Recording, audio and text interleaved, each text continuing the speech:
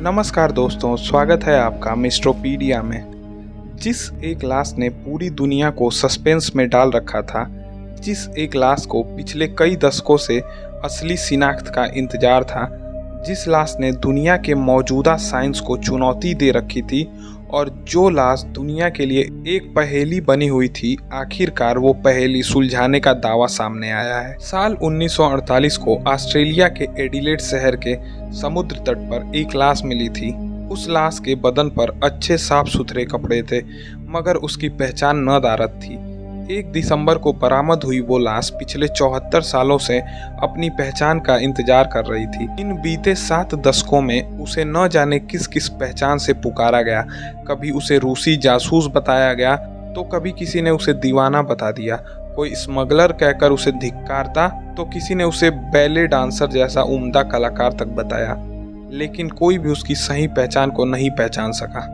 Australia समेत कई देशों के जांचकर्ताओं और साइंस के माहिर जानकारों ने सोमरटन मैन के नाम से एक ऐसी पहचान दी, जिस पहचान की बदौलत वो लाश दुनिया भर की जांच एजेंसियों की फाइलों में जिंदा बनी रही और अपनी शिनाख्त के लिए एक देश से दूसरे देश भटकती रही।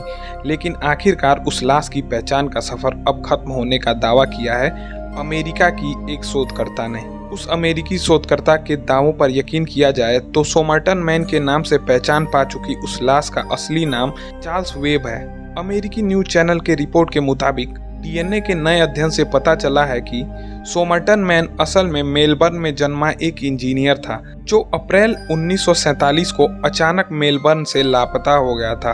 7 दशक पुराने इस किस्से की शुरुआत हुई थी 1 दिसंबर 1948 की सुबह, जब समुद्र के किनारे टहलने वाले लोगों के बीच के दलदली हिस्से में एक लाश पड़ी मिली। लोगों ने अंदाजा लगाया जिस शख्स की वो लाश है उसकी उम्र 40 से 50 के दरमियानी है। उसका कद करीब 5 फुट 11 इंच के आसपास का था। उस लाश के बदन पर कोट पैंट और टाई भी थी। उसकी आंखें ग्रे नीली थी, जबकि उसके बाल अदरकी भूरे थे। लाश की तलाशी में जेब से ट्रेन और बस के टिकट के अलावा च्युइंगम, माचिस, 2 कंघे और एक सिगरेट का पैकेट बरामद हुआ था। CNN की रिपोर्ट पर यकीन किया जाए तो जिस वक्त लाश मिली थी, उसके कॉलर पर एक आधी जली हुई सिगरेट भी पड़ी हुई थी। लेकिन इन सब से अलग उसकी जेब से एक पर्ची भी बरामद हुई थी, जिस पर एक फारसी कविता के आखिरी शब्दों के साथ पास से मिली एक किताब में एक युद्ध में इस्तेमाल होने वाले कोडवर्ड लिखे हुए थे। इन तमाम चीज़ों की शहादत ने उस शख्स को एक जासूस मानने को मजबूर कर दिया था, और चूंकि उसकी आंखें और बाल रूसी लोगों जैसे मिलते थे, लिहाजा उसे रूसी जासूस मान लिया गया था। उस शख्स के जासूस मानने के पीछे वाली तमाम अटकलों के पीछे उसके पास से मिली पर्ची पर लिखे फारसी के शब्द थे। उसकी पर्ची में लिखा मिला था तमम सूद, जिसका अंग्रेजी में अर्थ होता है यह समाप्त हो गया। ऑस्ट्रेलिया में जांचकर्ताओं ने जब उस लाश की शिनाख्त करनी चाही तो वो नाकामयाब रहे। उसके बाद ऑस्ट्रेलिया के अधिकारियों को उसकी उंगलियों के निशान को पूरी दुनिया में भेजना पड़ा, मगर ये कवायद भी नाकाम साबित हुई। दावा किया जा रहा है कि एडिलेड यूनिवर्सिटी के डेरेक एबॉट ने उस गुमनाम लाश को सही पहचान दिलाई है। एबॉट ने कहा है कि वो लाश कार्ल चार्ल्स वेब की थी, और एबॉट की रिसर्च के मुताबिक चार्ल्स वेब 1905 में मेलबर्न में पैदा हुए थे और वो एक इलेक्ट्रिकल इंजीनियर थे। असल में डेरेक एबॉट उस सोमरटन मैन के बालों की डीएनए रिपोर्ट लेकर अमेरिकी फॉरेंसिक एक्सपर्ट कोलिन फिट्जपैट्रिक के पास पहुंच गए थे।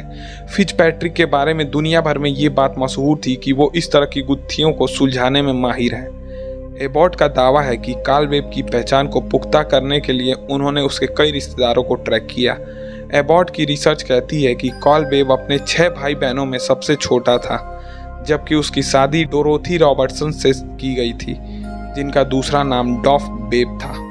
इस गुत्थी को सुलझाने का दावा तो किया गया है, लेकिन अभी भी बहुत से सवाल हैं, जैसे आखिर लाश की फोटो वायरल होने के बाद भी उसके घर वालों या रिश्तेदारों ने क्यों नहीं पहचाना?